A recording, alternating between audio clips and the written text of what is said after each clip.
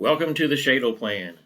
This is my study plan for Module 1. It is a real study plan. As I've noted, I am a college student too. I'm taking 5 credit hours. I'm taking sports nutrition and corrective exercise. The tool that I used for my plan was a Padlet. Again, you can use any tool that you want for your plan. I'm just familiar with Padlet. I like Padlet. So I'm going to use it. Again, please don't feel like you have to use it, but it's a really easy tool. I used this is my vision board for 2022. I'm not going to go through all of it, but I just wanted to share that with you, that I'm putting my study plan on my vision board so that I can refer to it and I can look at that and be motivated. All right, so I'm going to walk you through this. First of all, again, I did my essential question here, followed by my weekly schedule. So you can open these and look at them. And so this is how I've managed my week. Again, I'm taking 5 credit hours. So in addition to the 5 class credit hours, the formula says I should be studying 2 to 3 hours per credit hour outside. So that means I should be studying 10 to 15 hours on top of the 5 class hours. Now, I'm only in class for one and I'm online for the other. So a lot of students are like, well, I'm not in class. So what does that mean? Well, you're not in class, but the time that you would have been in class, you're probably spending reading chapters and watching videos and things like that in an online class. So it's the same thing. You just have to account for it in a different way. Okay, so my goal is continuous review, and I use the continuous review process. So I can, and then here's a sample of each day, how I've broken down. So here's my days here. So what do those look like broken down? So this is my exercise science class. I have in there what I'm going to do for that day, the time, what the week holds in store, so on and so forth. So again, I got my goals here, right here.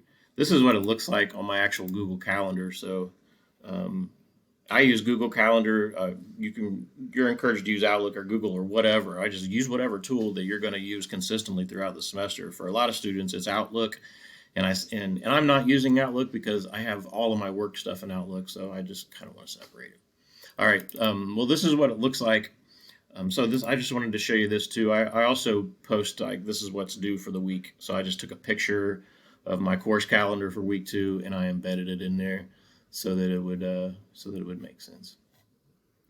All right. So get rid of that.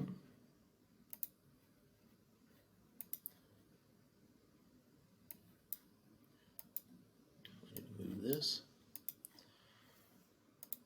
All right. And again, I've done that for every day of the week.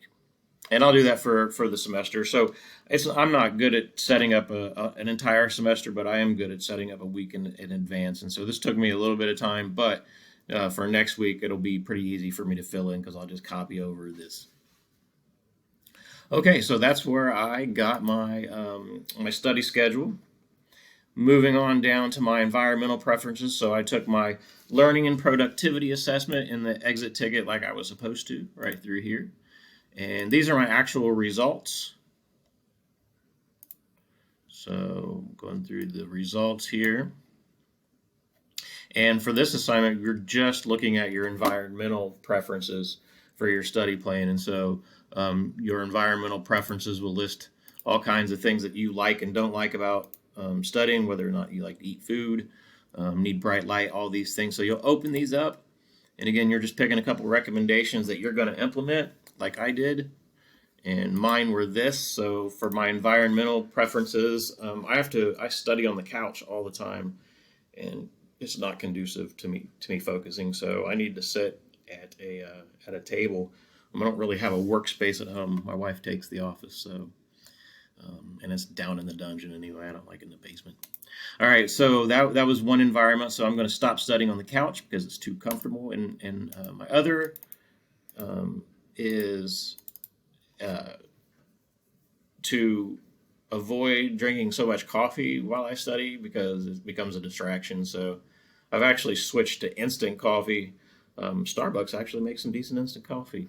And so I just mix up 1 cup at a time instead of like pounding an entire pot while I study. So I solved that problem, I think.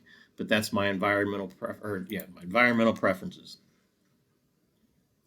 So for accountability, I made an accountability statement. I like accountability statements. They work for me.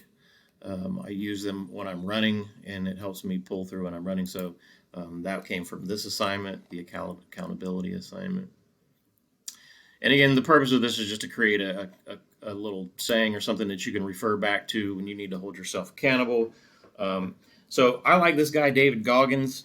I'm not a big macho, like yell, scream kind of dude. David Goggins is, but I like him. He's not yelling at anybody but himself. Like he's just an intense dude, man. So if you've ever read any of his story, you'd probably be pretty impressed. So anyway, my accountability statement is stop effing negotiating with yourself, and I've used that one for a while. As a matter of fact, anytime I find myself negotiating with myself on a run or a workout, I'll do this. So let's just say I'm running by a big hill that I don't want to get up, and I look at that hill and I say, man, I don't want to run up that hill. I hold myself accountable for running up that hill because I thought I shouldn't do it. So point being, I've learned to hold myself accountable by not negotiating with myself. So that's just my accountability statement. So I'm looking forward to hearing yours, but that's mine. So there you go. That's my study plan for Module 1. I hope you enjoyed it, and I hope you got something out of it. I'm definitely going to use this, and I will let you guys know how I do on my first quiz and test coming up here in a couple weeks. Peace out.